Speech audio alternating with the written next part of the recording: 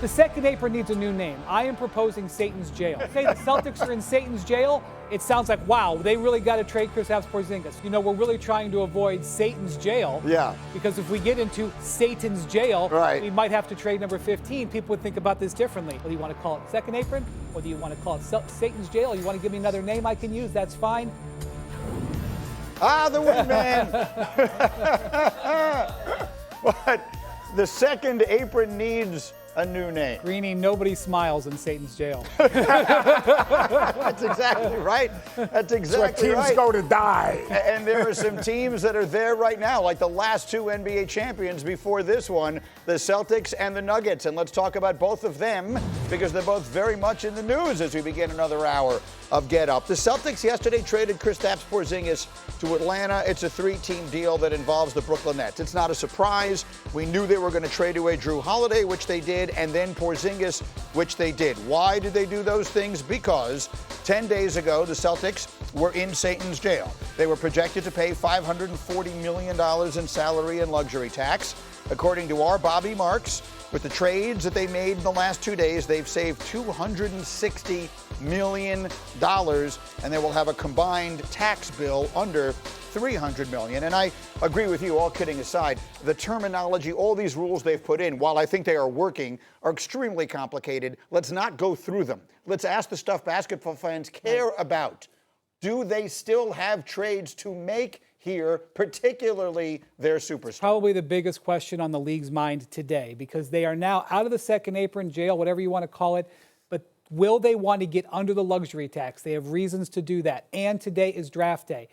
There are teams in the top 10 that are interested in making offers for Jaylen Brown. Will the Celtics entertain them? Is there somebody at the top of the draft that they would consider enough that they would do it? All I can say right now is the Celtics are listening. If you call the Celtics with a trade offer, you're not going to get hung up on. I am very skeptical that they will trade Jaylen Brown because they have accomplished their primary goal, which is to get out of the second apron and retain Jaylen Brown, Jason Tatum, and Derek White. But today is the day to make an offer, and that's what we're going to be watching. So for the folks who are wondering, is there a player in this draft good enough that it would be worth considering trading Jaylen Brown, especially considering Cooper Flagg is not on the market? That's not going to be an option. I have the perfect person here to ask that question to. My uncle Seth Greenberg, no relation. Is there a player in this draft that's that kind of good? I wouldn't do this, but Dylan Harper is potentially that type of kind of good. I mean, you're talking about a 6'6" guard, terrific in ball screen, sees over the defense, the pedigree he comes with. All right, he understands what it takes to win a championship. He's got a toughness, a physicality, a versatility.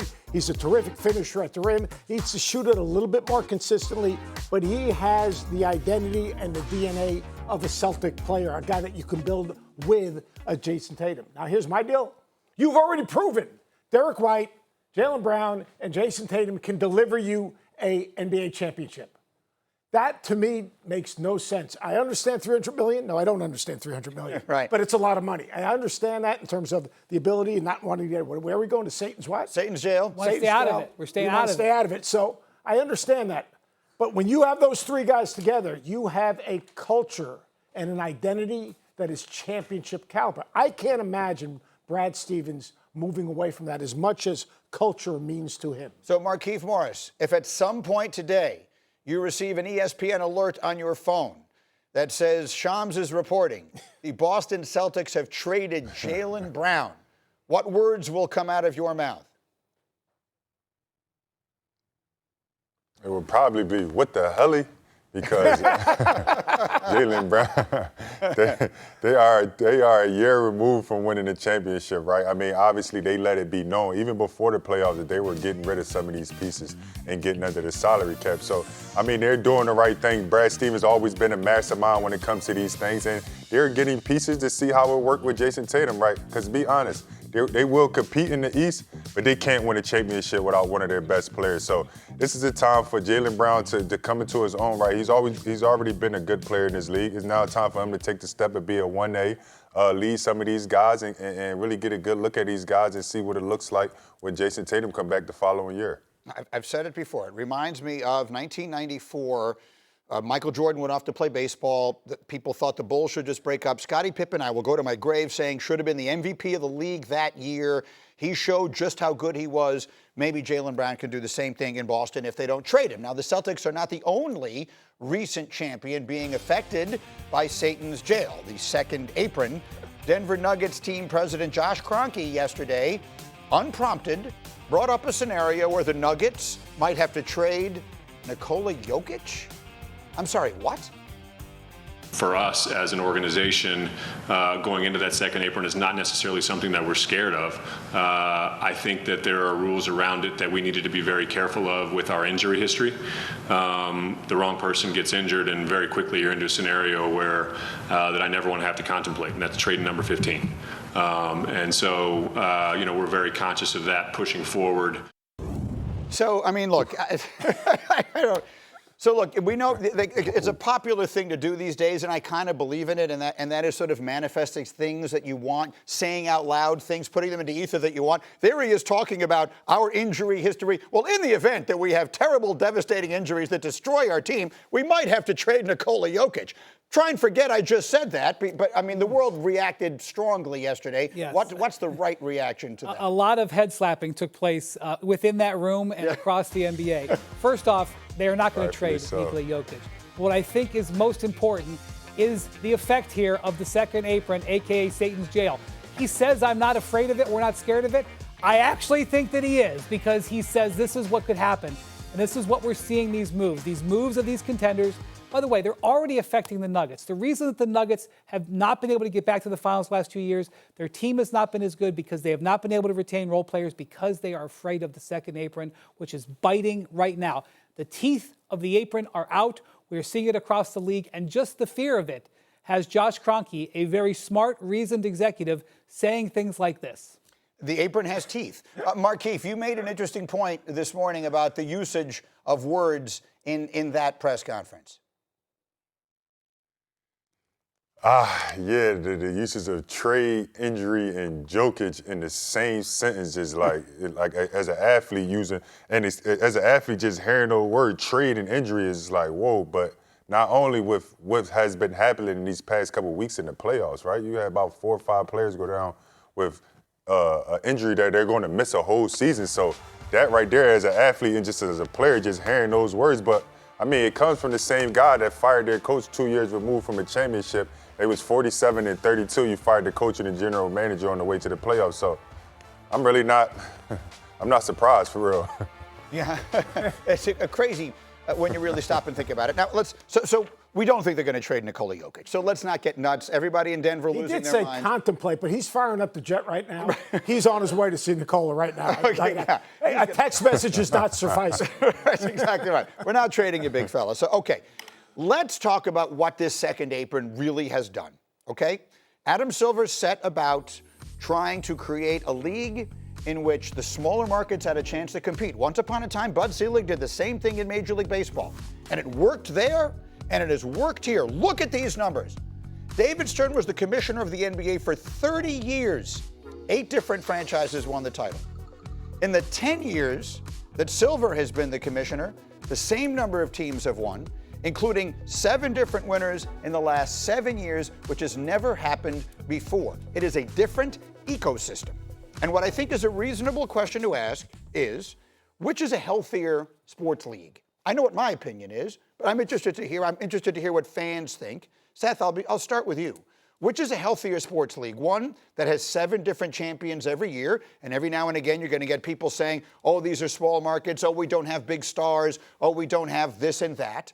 Or you have a league where LeBron plays Steph in the finals 4 consecutive years, but people are into it. Everyone has a rooting interest, and you have heroes and villains. Which is actually the better league? I think where it is right now. I think having everyone have an opportunity to win a championship. Look, you talk about the last 7 years, but if I'm not mistaken, in the last 7 years, the Lakers have won a championship. Boston has won a championship. I think the Heat has won a championship. Golden State has won a championship. So those organizations, all right, the Blue Bloods, like if I would say, like, hey, we had 4 number ones go to the Final Four this year in the NCAA tournament. You know what?